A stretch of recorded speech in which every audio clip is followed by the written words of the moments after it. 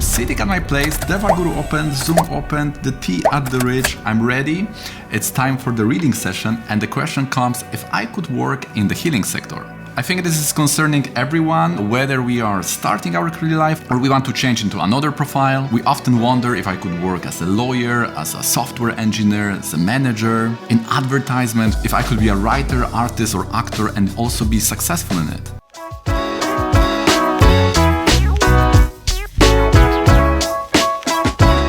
So we have the Taurus Lagna, Moon is in the 7th, debilitated. In Anuradha Nakshatra we have also Sun in the 5th house in Virgo, which is Atmakaraka. Vara is Sunday, the Tithi is Shukla Chaturthi, and the Karana is Vanija. After the person is now working in the restaurant, we know that in the past person was involved in the healing modalities and want to go back to this. But in the past that really gets successful when the person entered the relationships. So our plan, if, most important, if, when and how he can jump back into the sector with the long-term success and inner satisfaction. Is it possible? And what factors to check in the Vedic charts? Charts, not chart. Was that relationship connection to this healing patterns was a one-time scenario, or is it the pattern which can manifest in the future too? Let's find out. It got technical too fast as usual, but you can learn about the Arudha from this video here.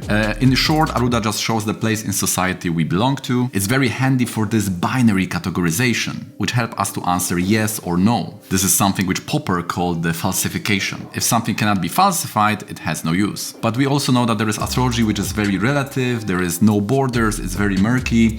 So if everything can be said, there is no real use or value to it. The world works in terms of categories, therefore this Arudha level is so important. Now so many people are using the Arudha, they say they have learned it in India in some mountain in the cave from some mystery man. Yeah, sure. First challenge, Taurus Ascendant. Does it have 2 or 1 lord? Definitely Venus, but we see that all other planets also are lording their Mula Trikona signs. And for Moon, Mula Trikona is Taurus, so in our tradition we say, yes, Moon is also lording Taurus. Let's invite the Moon too. We do that because we need the Arudha point, which is derived from the position of the Ascendant Lord. And the Arudha just shows the sectors which you can belong to. And like we said, normally it presents few options and also excludes few options. I look, the Arudha is in Leo. There is no connection to the Moon, so should I say no possibility to work in the healing sector? I look everywhere here. Conjunction, nothing. Lordship, it's not in Cancer. Aspect, it's in the fixed sign, so movable signs, aspects, this is the Aries, Cancer or Libra. Also Moon is not there, Moon is in Scorpio. So there is no hope, right? Unless we learned the 4th option here, which is possible. This is when the planet has digbala from the Arudha Lagna. Yes, and here Moon is in the 4th house, and the Moon has digbala directional strands, and this we see from the Arudha Lagna. So yes, person can work in that healing and the food modalities, everything related to the Moon sector. Okay guys, if you like this video so far, please click that thumbs up. It helps me with the algorithm to make this video more visible in this platform.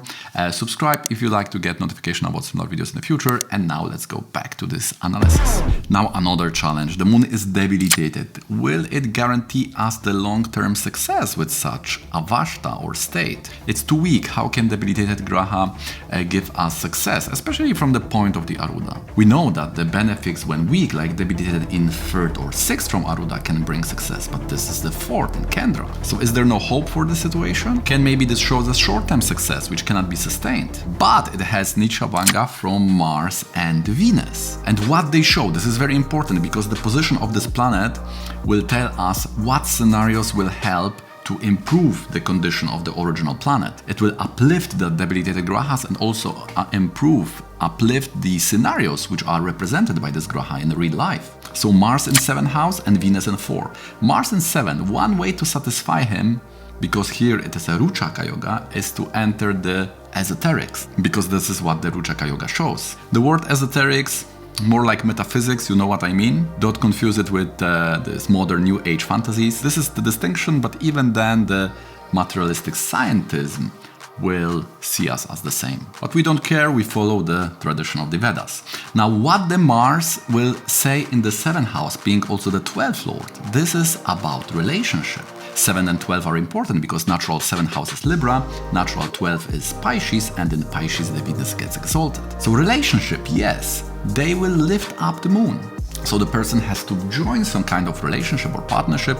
It must not be the intimate, it can be also the type of a business partnership. The other planets which is taking the moon out of the mat would be the Venus, and Venus in 4th also indicates the same. Venus is the karaka for relationships, and especially in the 4th house of the home. And then we also have the Darapada, the A7. This is also part of the Arudha. Navamsha and Dashamsa, we did this so many times. In the Navamsha, moon is loading the 10th house in the Lagna, which is guaranteeing both the skill and the source of earning. This is especially in the medical direction because that moon is aspected by Mercury, giving rise to that Bishak yoga. And the same yoga, moon Mercury, we have that in the Dashamsa related to the 7th lord of partnership or business. In conclusion, the success in the healing sector is guaranteed, but is heavily dependent on the position of Mars and Venus, which are pointing to partnership. The Mars and Sun are involved in the magic of Mercury, and traditional Vedic mantras were given to unlock the Mercury, that was the Narayana mantra, and to strengthen the Venus in Kendra, which was the Durga. So we did pave the way to the life through this information and these mantras. Based on the same dynamics, we can also bring the timing. This is what I love about the Jyotish, that this is like a machine with various buttons, the dynamics, the individual narrative. It's not the static picture to read, it's just like a machine with various parts gets emphasized in various stages of life. So we can then read what's going on with the whole structure of representation of our life. Okay guys, so that's gonna be it from me when it comes to this example of Nicabhanga and Arudha Digbala.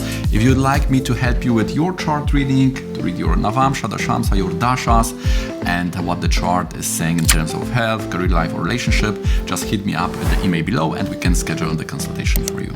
Now, if you like this video, please click the thumbs up, subscribe for more, and see you in the next one.